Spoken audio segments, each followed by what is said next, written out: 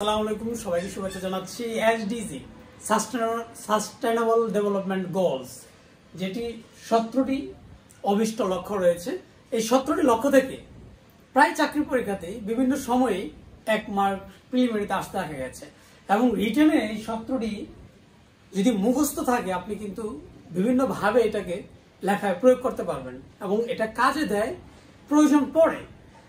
তো এসডিজির 17টি গোলস এর আগে এমডিজি ছিল, যেটাতে 8টি গোল ছিল। মূলত এমডিজি শেষ হয়েছে 2015 সালে। 2000 সাল থেকে 2015 সালে এমডিজি শেষ হয়েছে।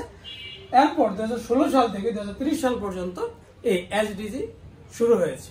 2030 এখন বর্তমানে 2025 প্রায় শেষের পথে। তো এই যে এসডিজি এর কিছু তথ্য আগে বললি, এই 17টি গোলস বা লক্ষ্য, যেটাকে ইউএনডিপির মতে গ্লোবাল গোলস বলে, এই 17টির প্রেক্ষাপটে লক্ষ্যমাত্রা আছে 169টি, ইন্ডিকেটর আছে 231টি। তার মধ্যে মোট ইন্ডিকেটর বলা হয় 248টিকে এবং 231টিকে বলা হয় ইউনিক ইন্ডিকেটর। মূল উদ্দেশ্য এই যে 17টা গোলস, সবগুলোই লক্ষ্য, এইগুলো আমাদের বাস্তবায়ন করতে হবে। কিন্তু তারপরও এই 17টা টোটালি এসডিজি মেইন যে ফোকাস, সেটা হচ্ছে 5P। 5P মানে হচ্ছে people, planet, place, prosperity and partnership. People, planet, piece, prosperity এবং পার্টনারশিপ। আমি কিছু তথ্য দিলাম। আমরা এখন মুখস্থ করবো এসডিজির 17টি যে লক্ষ্য, অভিষ্ট লক্ষ্য রয়েছে। 17টি লক্ষ্য কিভাবে মুখস্থ আমরা সহজে কৌশলে টেকনিক্যালি মুখস্থ করতে পারি সেই বিষয়ে আলোচনা করব। আমি আপনাদের সাথে আছি মোহাম্মদ মতিউর রহমান সুমন, সিনিয়র অফিসার, জনতা ব্যাংক পিএলসি। চলুন এবার এসডিজির 17টি গোল মুখস্থ করি। প্রথমে যেটা বলেছি যে এর লক্ষ্য 17টি কিংবা বাস্তবায়িত করার জন্য বা এর যে সকল উদ্দেশ্য লক্ষ্য আছে, সবকিছুর মূলে হচ্ছে আমাদের দারিদ্র্যকে নিরসন করা। প্রধান উদ্দেশ্য হচ্ছে দারিদ্র্যকে নিরসন করা। এসডিজির প্রথম গোল বা লক্ষ্যটা হচ্ছে দারিদ্র বিমোচন, নো পভার্টি। তো 1 নাম্বারটার পর আমরা সিরিয়ালি কিভাবে মুখস্থ করবো। দারিদ্র মুক্তি মানে হচ্ছে ক্ষুধা মুক্তি, দারিদ্র বিমোচন মানে ক্ষুধা মুক্তি। 2 নম্বরে আছে জিরো হাঙ্গার, ক্ষুধা মুক্তি। দারিদ্র বিমোচন, ক্ষুধা মুক্তি। ক্ষুধা যখন মুক্তি হবে তখনই আমার স্বাস্থ্য ডেভেলপ হবে। আমি যদি না খাই আমার স্বাস্থ্য ভালো হবে না। সুতরাং দারিদ্র বিমোচন করব, ক্ষুধা মুক্তি হবে। ক্ষুধা মুক্তি হলে মানে আপনি যদি খাওয়াটা ঠিক মতো করতে পারেন তাহলে আপনার স্বাস্থ্যের উন্নতি হবে। 3 নম্বরে আছে সুস্বাস্থ্য ও কল্যাণ। যখনই আপনার সুস্বাস্থ্য হবে তখনই কিন্তু আমরা লেখাপড়ার দিকে মনোযোগ হতে পারবো। মানে আমাদের যে মৌলিক চাহিদাগুলো, প্রথমত দারিদ্র বিমোচন করতে হবে, ক্ষুধা মুক্তি হতে হবে, তারপর স্বাস্থ্যগত উন্নয়ন, সুস্বাস্থ্য ও কল্যাণ, তারপরে আমরা আসছি নৈতিকতা, গুণগত শিক্ষা। আমি যখনই স্বাস্থ্য ভালো করেছি তখনই আমি গুণগত শিক্ষায় গেলাম। এখন গুণগত শিক্ষা ওইখানে কিন্তু কাউকে পিছিয়ে রাখা যাবে না। গুণগত শিক্ষাতে ছেলে মেয়ে সবাইকে কিন্তু সমতা আনতে হবে, সবার জন্য সুশিক্ষা ব্যবস্থা করতে হবে। 5 নম্বরে আছে লিঙ্গ সমতা। শিক্ষার্থী মনে রাখতে পারেন আর কি, যে আমরা গুণগত শিক্ষায় ছেলে মেয়ে সকলের জন্য শিক্ষাটা নিয়ে আসবো, সকলের জন্য মানে লিঙ্গ সমতা। তো লিঙ্গ সমতার পর আসছে নিরাপদ পানি ও পয় নিষ্কাশন। এখানে স্কুলের কথা মনে রাখতে পারেন। স্কুলে যেহেতু ছেলে মেয়েরা যাবে, সেখানে ছেলে মেয়ে উভয় থাকবে।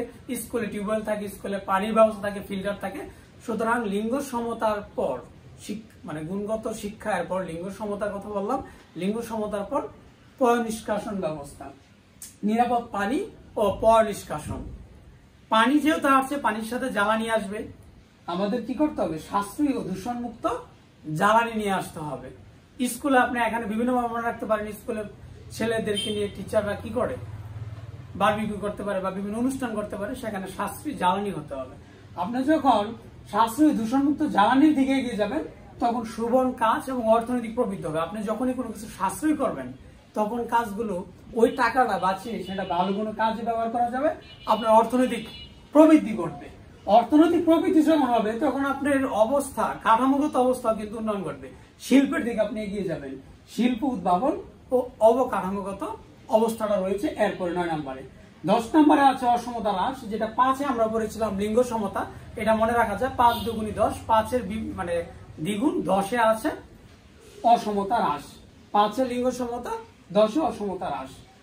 তো এইটা 5-এর সাথে 10 এভাবে মিলে রাখতে পারেন, কিন্তু ওই যে শিল্প উদ্ভাবন অবকাঠামো যেটা বলেছি ওটা দিয়ে 11তে মনে রাখতে হবে যে টেকসই নগর ও জনপথ হবে। যখন আমার শিল্প উদ্ভাবন অবকাঠামোগত ভাবে আমরা এগিয়ে যাব তখন খেয়াল রাখতে হবে এগুলো যেন দুদিন পরে ধ্বংস না হয়ে যায়, সাস্টেনেবল হয়, টেকসই নগর ও জনপথ হয়। টেকসই নগর এবং জনপথ যখন আমরা করে ফেললাম, আমাদের চিন্তা করতে হবে এটাকে কি করে আরো ভালো করা যায়, আরো কিভাবে বৃদ্ধি করা যায়। মানে আমাদের পরিমিত ভোগ করতে হবে এবং উৎপাদন বাড়াতে হবে। পরিমিত ভোগ ও উৎপাদন 12 পর্যন্ত কিন্তু হয়ে গেল। 13 নম্বর আমাদের সবারই মুখস্থ, বিভিন্ন পরীক্ষা এটা প্রায় সময় এসে থাকে, বিসিএস এর নৈতিকতাতে এসে থাকে। জলবায়ু পরিবর্তন কত নম্বরে আছে? এস ডিজিট 13 নম্বরে আছে জলবায়ু পরিবর্তন। এস ডিজিট 13 নম্বরে আছে জলবায়ু কার্যক্রম। তো জলবায়ুর কার্যক্রমের মধ্যে আমরা জলজীবনও দেখবো, স্থলজীবনও দেখবো। জলবায়ু কার্যক্রম 13, 14তে আছে জলজীবন। জলবায়ু কার্যক্রমের 14তে আছে জলজীবন, লাইফ বেলো ওয়াটার। 15তে আছে স্থলজ জীবন, লাইভ অন ল্যান্ড। তাহলে জলবায়ু কার্যক্রমটা স্থলজীবনে করবো, জলজীবনে করবো আগে, তারপর স্থলজীবনের কথা চিন্তা করবো। 15 বন্ধু চলে গেল। কিন্তু 16 শেষের দিকে আসছে আমাদের সাস্টেনেবল গোল। এই সবগুলো লক্ষ্য হচ্ছে কি করে পৃথিবীতে শান্তি বিরাজ হয়। সবকিছু যখন আমরা অর্জন করবো অবশ্যই আমরা শান্তি পাবো। 16তে এসে শান্তি, জাস্টিস ও অন্তর্ভুক্তিমূলক সমাজ। শান্তি ও অন্তর্ভুক্তিমূলক সমাজ। সর্বশেষে 17টা লক্ষ্য আমরা সবারই অংশগ্রহণ করতে হবে।